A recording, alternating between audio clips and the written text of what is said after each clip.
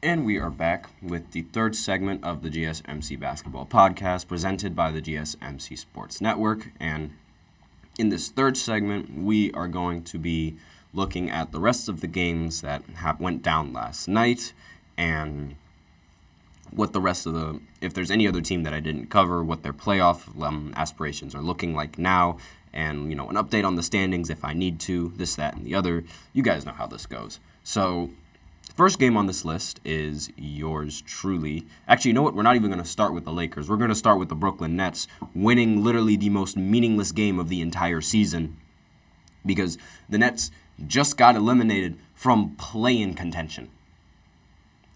And now they decide to win. Why couldn't this happen any sooner? I don't know. But they beat the Pacers 115-111. And Cam Thomas, as I said previously, he ended the game with 27 points. Mikal Bridges ended the game with 17 points. Claxton ended the game with 14 points and 13 rebounds. And Schroeder ended the game with 12 points and 11 assists. So, pretty good scoring coming in from the rest of the team. Noah Clowney ended the game with 22 points. I believe, yes, he did come off the bench. And he ended the game with 22 points and 10 rebounds. So, great production coming in from him. The shooting on the Nets, not really that good. But then again, nothing about the Nets is really that good. And it's just really, really sad because I thought that this Nets team was going to be like a play-in team over the Hawks, especially with Trae Young getting injured. But no, the Nets have to get worse. Out of nowhere, they have to get worse. But I digress. I'm not even going to talk about the Nets and their situation or any of the players. I know you guys know exactly who I'm going to bring up, who I want to bring up but don't want to bring up. Tyrese Halliburton, he ended the game with 24 points and 8 assists. Pascal Siakam ended the game with 26 points. And that was basically it for the scoring for the Pacers. They shot very inefficient going up against this Brooklyn Nets team. They took 38 threes and only made 10 of them for a whopping 26% from three. This has been the problem for the Pacers, just not being able to have defense to rely on when your offense just isn't performing.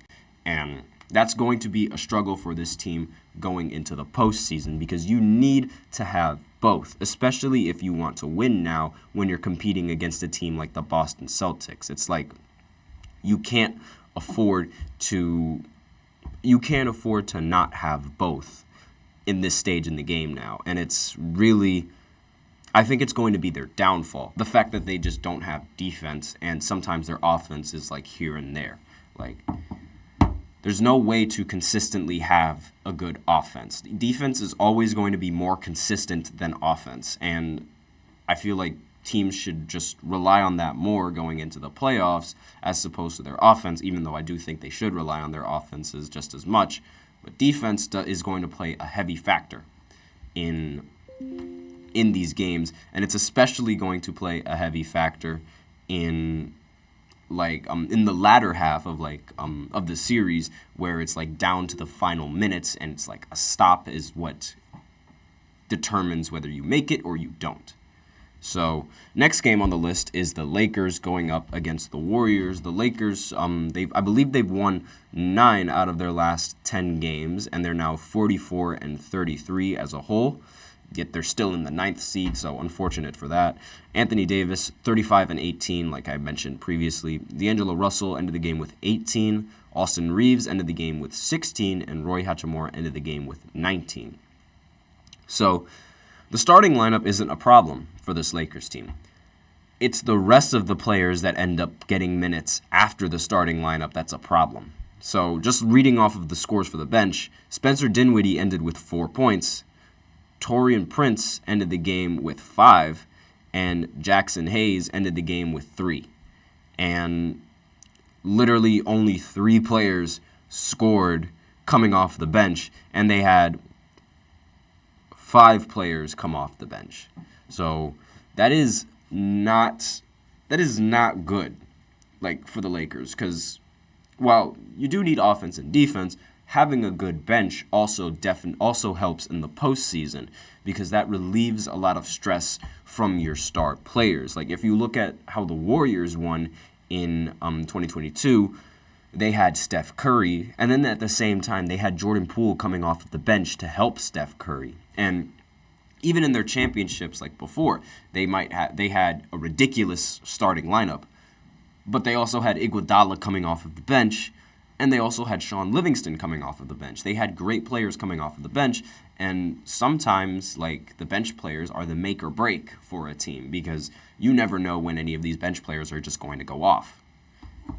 And the fact that these Lakers, they don't have a good bench, it just puts more pressure on the starting lineup, and in turn puts more pressure on LeBron and Anthony Davis. And I think that's a recipe for disaster. Jordan Poole ended the game with 29 points. Kyle Kuzma ended the game with 17 and 12. So, let's see. Corey Kispert ended the game with 17 as well.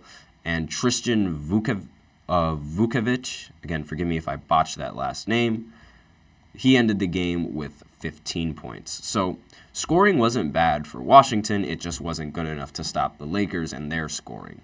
So, really don't need to talk much about this game. I mean, it was just a basic matchup where it's like, the better team ended up winning against the worst team and the team that's tanking. So, it's not that much of a surprise when you think about it. So, don't need to touch on that game that much. The Trailblazers ended up playing the Hornets in literally the most 90s score I've ever seen, 89-86. They ended up winning. Barely any scoring coming in from either side. So, relatively, not a fun game to watch if you were tuning into that game. Jabari Walker ended the game with 14 points and 22 rebounds. DeAndre Ayton ended the game with 24 and 16. Scoot Henderson ended the game with 22 and 10. And that was basically it in terms of scoring coming in from the Blazers. And the rest of the team shot horribly from the field. They shot 39% as a team and 26% from three as a team.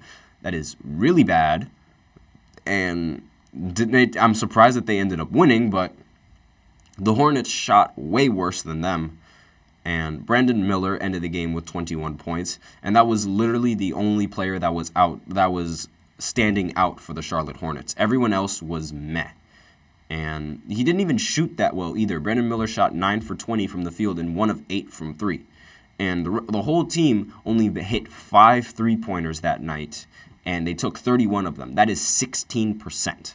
So that's definitely not going to win you any games in this league right now. So it makes sense why the scoring was so low. And both of these teams, they're really, really bad. And I don't know what trajectory the Hornets are looking to go at, and I don't know what trajectory the Blazers are looking to go at. I mean, the Hornets head coach is going to step down from his position, so maybe with a change of coaching, the team is going to find a better culture, but again, it just doesn't look like there's much hope for that team. Now, next game on this list is the Hawks going up against the Pistons. Not really much that needs to be said about this game. The Pistons, they're known for being a terrible, terrible team, but they miraculously had Malachi Flynn end the game with 50 points. And that was the only thing that was outstanding for this Detroit Pistons team. He ended up outscoring the entire starting lineup. That is really, really bad if you're the Pistons, if you have one player just completely outscoring your entire starting lineup, and with Jaden Ivey shooting 3 of 15 from the field. Good Lord. And if it wasn't for that 50-point game, this game would be a blowout, because looking at the rest of the box scores of this one, Jalen Johnson, I brought him up earlier, ended the game with his first triple-double, 28, 14, and 11. DeAndre Hunter ended the game with 26. DeJounte Murray ended the game with 24 and 11. Bogdanovich ended the game with 10. And Clint Capella ended the game with 11 and 16. So much better scoring overall, as a team compared to the Pistons. And obviously it makes sense that they were able to come out in the end because they're just the better team that night. Now, the big games, I'll save the rest of the games when I'm skimming through them, but these two big games, the Celtics going up against the Thunder, the Celtics ended up winning 135-100 against the Thunder. Now, I've said previously that the Thunder, they're the matchup that you want to play going into the playoffs. They did not have Shai Gilgeous-Alexander in this game, but I don't really think his production would have mattered that much. Because, the rest of the players for Boston, like individually at least, they did not really play that well, except for Porzingis. Like, the rest of the players, they were a little bit meh, but it was still a good team effort, and with that team effort, I don't think the Thunder would have had enough firepower with Shai to be able to stop them. So this moves the Celtics up to getting 60 wins, and they now hold the record for the most 60-win seasons in NBA history. And now the expectation is that they make the finals, but we'll see how that works. Now, this other important game, the Bucks went up against the Grizzlies. Now, the Bucks, they did not have Damian Lillard, and it's a bit of an anomaly because, like, for some reason, when Dame plays with Giannis, his numbers aren't good, like, at all in the slightest. He plays better without Giannis. But then when you take him out of the rotation, like, it seems like since he plays better without Giannis, it seems like he's more hurting the team whenever he plays these games and Giannis is on the floor. But when he sits out, the Bucks only have won one game without Dame. And it's like, it's very weird because it's like, yeah, like on paper he's valuable, but it's like when you see him play with the whole team, it looks like he hurts the team a little bit more, especially with his shooting. Like, he hurts the team more with his shooting than it does helping, but that doesn't translate in the record. It's a weird anomaly, and they lose to the Memphis Grizzlies, who are a rebuilding team and are prone to injuries. Like, this is really, really bad news for the Bucks, and I'm probably going to do another segment just, like, wrapping up the entire Doc Rivers experiment, because right now Doc Rivers and the Bucks are 15-15 compared to when Adrian Griffin was on the team, was the coach of the team, where they were 30-13. So obviously they played more games, did not get nearly as many losses. There's a problem with Doc Rivers coaching. Like it or not, there is a problem. But well, the rest of these games, I'll go through them quickly because we are running out of time. The Orlando Magic ended up beating the Pelicans. Orlando Magic.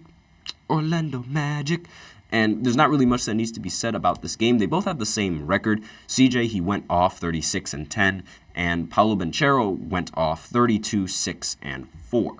So we'll see how these teams do in the playoffs. Again, I feel like these teams are going to be one and done depending on their matchups.